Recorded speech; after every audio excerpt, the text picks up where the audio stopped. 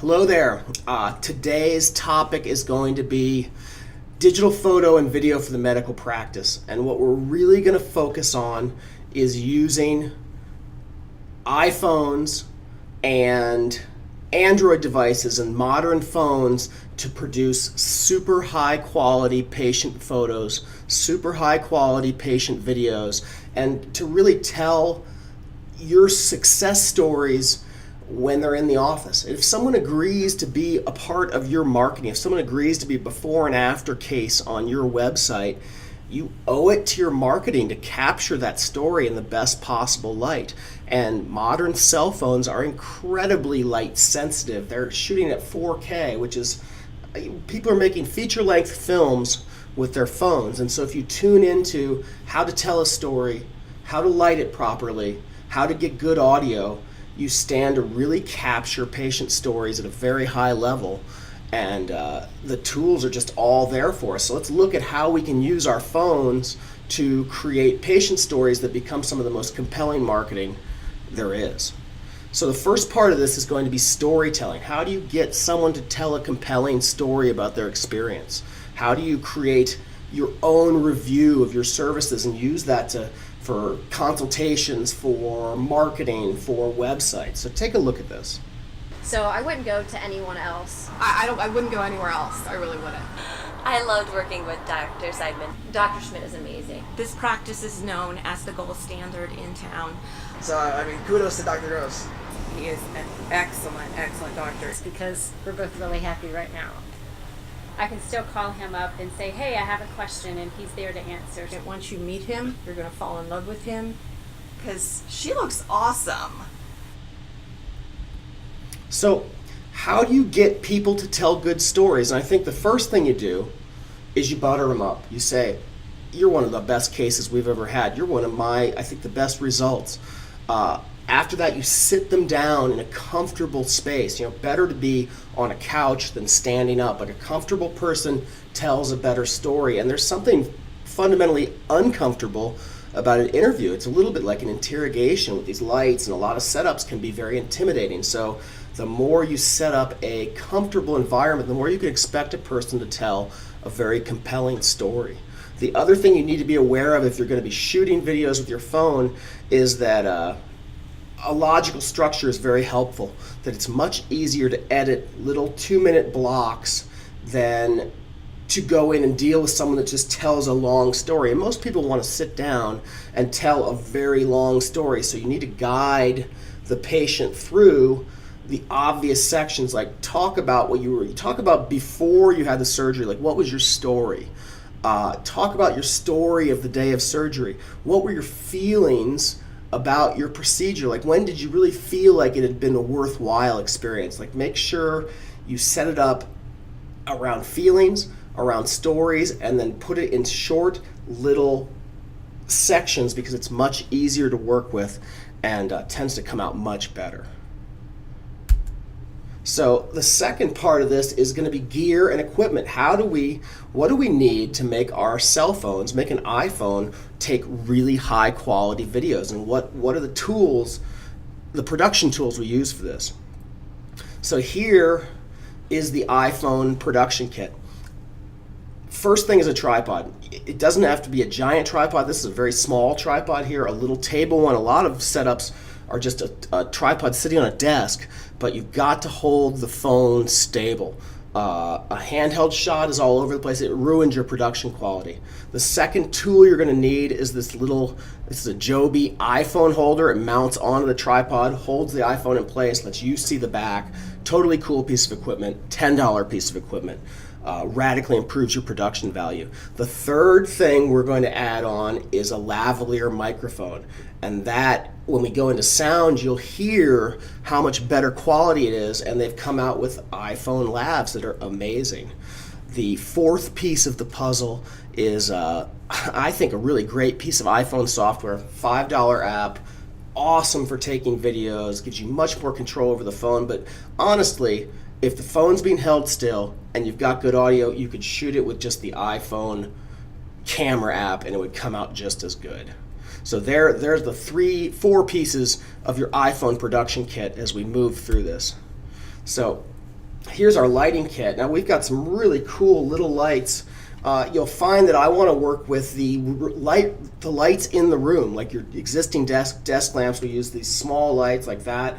Little light, no battery or no wire, can really get you there in terms of production quality without a bunch of overhead and gear and wires. So we'll go over these lighting elements, but those are the only things we're going to use is a lavalier mic, the phone itself, and then some very small lights, and work with the existing lights in the room. So the third part of this discussion is lighting. Like a photograph is a Greek word. Photo means light, graph means to draw, and really a camera and a video camera are just capturing the light in the room. So if we tune into good light, we stand to have a very good quality.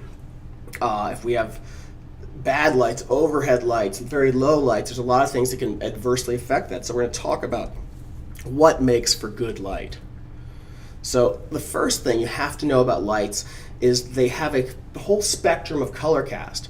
And if you look at this room, this is a pretty yellow light we're in here, and it's because I'm using probably a 300 Kelvin light. And you'll see lights are rated in Kelvin. Where you want your room lights to try to be is at 5600 Kelvin. That's a full spectrum light.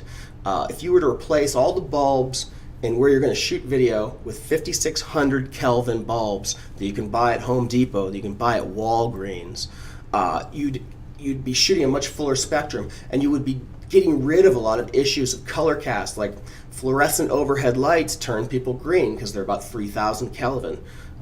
In the auditorium that we're going to be giving this lecture in tomorrow, the lights are going to be very yellow. So you need to tune into the color temperature of lights, because that's going to define how good or bad the light is. And your phone is a very accurate camera, and it's going to capture whatever light you give it.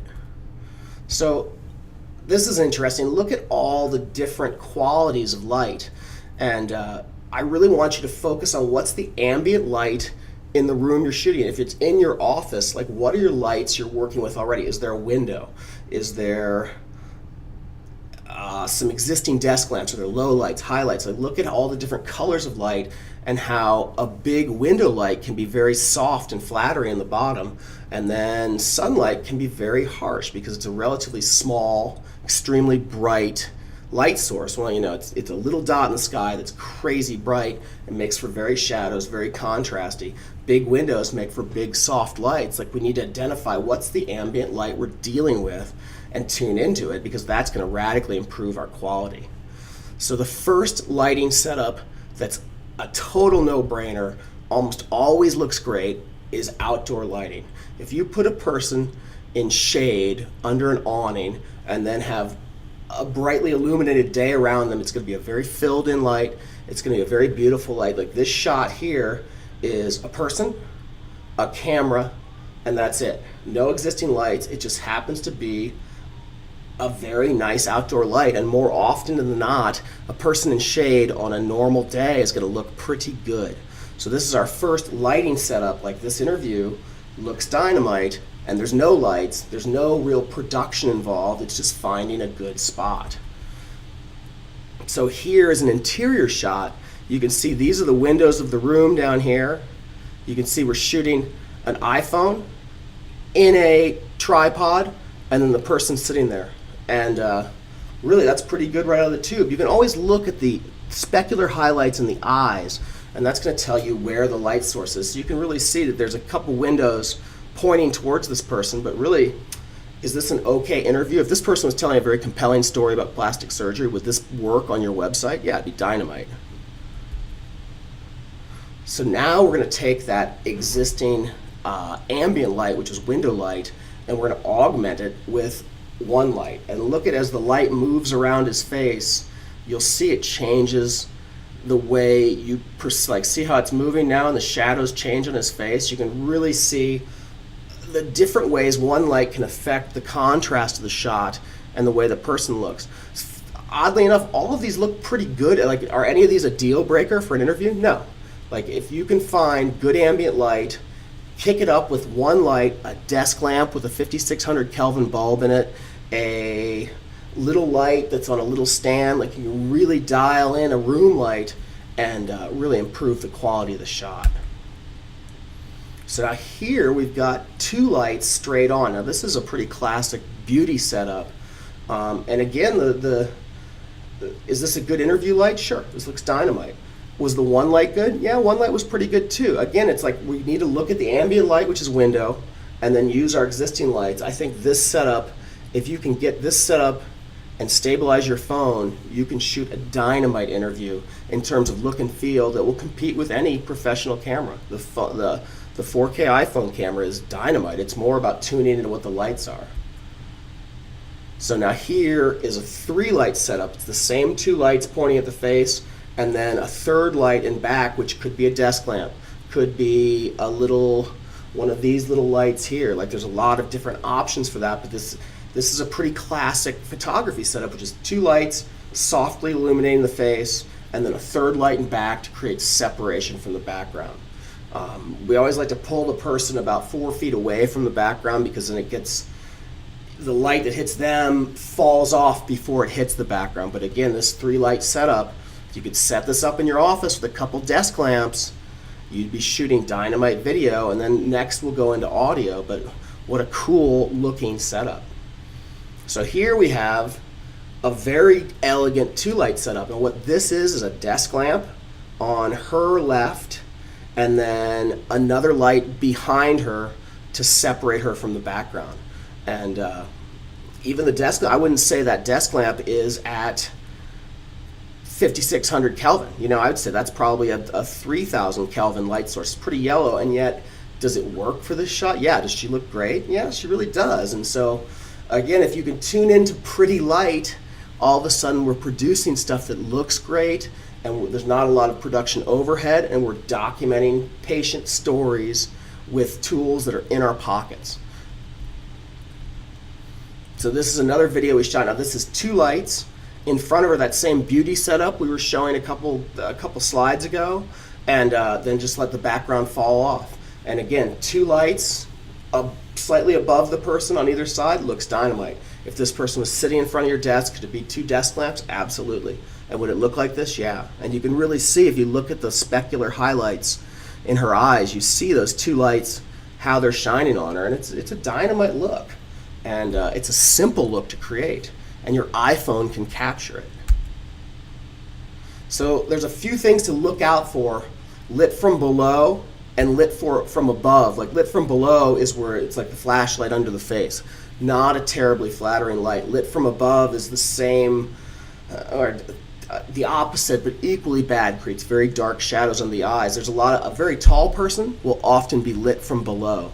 A standing person will often be taller than the light sources in the room. So you need to kind of dial in to what's going on with your existing ambient light and make sure you're not getting into a scenario where the sun's hitting the ground, bouncing up from underneath them and ruining the shot because it's lighting them from below. And what it's really doing is reversing all the shadows. It's creating where we're used to seeing a dark shadow under the nose and making that the highlight, and it's not a great light.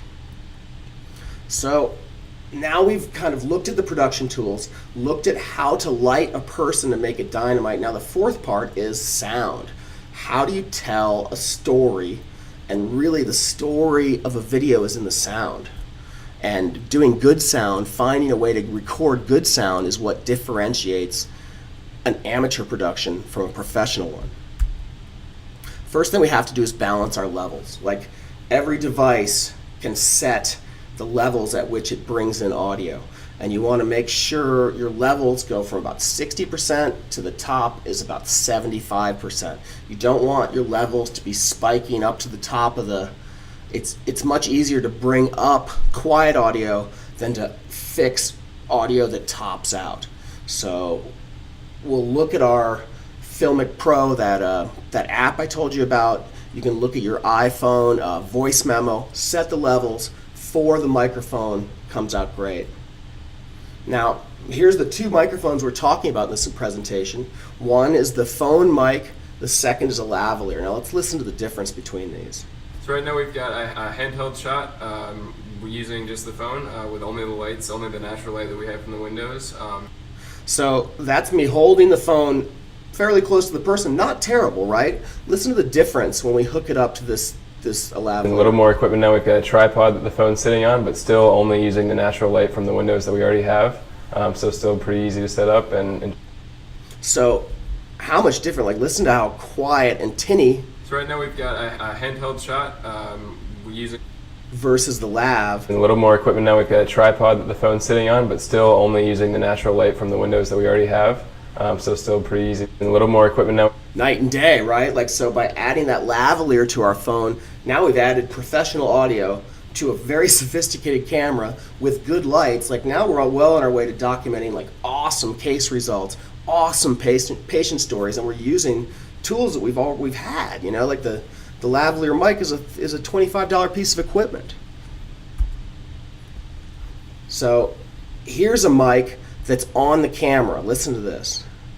So you go in there and you have to feel comfortable, and he just makes you feel very comfortable. He answers all your questions. He just goes into all these details so you really understand everything. And so you go in.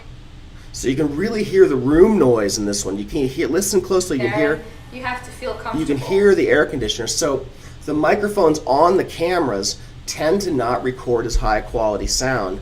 Now listen to this patient is with a lavalier. I cried the first time I put on a bathing suit after my surgery. It still makes me want to cry. It's that great of a change for me. It really has been the best thing I've done for myself in a really long time. And I have Dr. Derby to thank for that. Right, so just by taking an iPhone, running a wire from it along the ground up to the talent, to the patient, you've got dynamite lighting, you've got 4K video, which is enough to produce a cinematic film, and then you've got dynamite audio coming from this lavalier mic. Like, we've raised the production quality, and now if you can get someone to tell a great story, you've got the foundation of the best marketing materials in your market. And the person, like, people agree to be on websites, and we shoot these crappy before and afters. And if someone agrees to be part of your marketing, if you were to document it in this way, it'd be radically more valuable. So this is the final piece of this, in that patient stories are the ultimate sales tool, right? That if I had to sell tractors to farmers, I would want to go into those sales meetings with videos of people talking about how amazing their tractors were and how much more productive they were with the tractors and how much better they performed with these things. That's the core social proof in sales is these results. And so I think that documenting great patient stories are really the foundation of great marketing. And she met me at the airport and said, "You look wonderful." And hearing her say that was just the best reaction I could have had. Right, so this person's talking about when her mother saw her after her procedure, and it's an emotionally charged video, and it's a powerful video, and it's the kind of thing that converts someone that's on the fence. And this is another thing that I think is amazing, is that as we can document before and afters that are in motion. We can document before and afters that talk. Check this before and after out. He's very, very, very kind. He sits down with you, he talks to you, he seems concerned, he gives you time. It's not in and out. He's a genuine soul, and I think he was born to be a... So now the final thing that we're starting to do is, like, my clients that have been building this library of case studies of patient stories, we're able to build these dynamite, like, full screen websites. Like, that it's the building blocks of the coolest marketing materials. Like, everyone's like, what should I write on my blog? It's like, tell a patient story on your blog. It'll be the coolest thing on your whole website. It'll work dynamite. Like, check this out. I wouldn't go anywhere else. I really wouldn't. I just can't say enough great things. It just lifted my entire face. It's like the accident never happened. I think he was born to be a surgeon. You only have one face, and I wanted to make sure that I put it in the best hands possible. I wouldn't even consider going to a different doctor. I would recommend them to anyone, anytime, anywhere in the world. The results were instantly apparent. Once you meet him, you're going to fall in love with him because she looks awesome. So, all the production tools we had, you can go to this website, www.shadd.com/2016 VPS.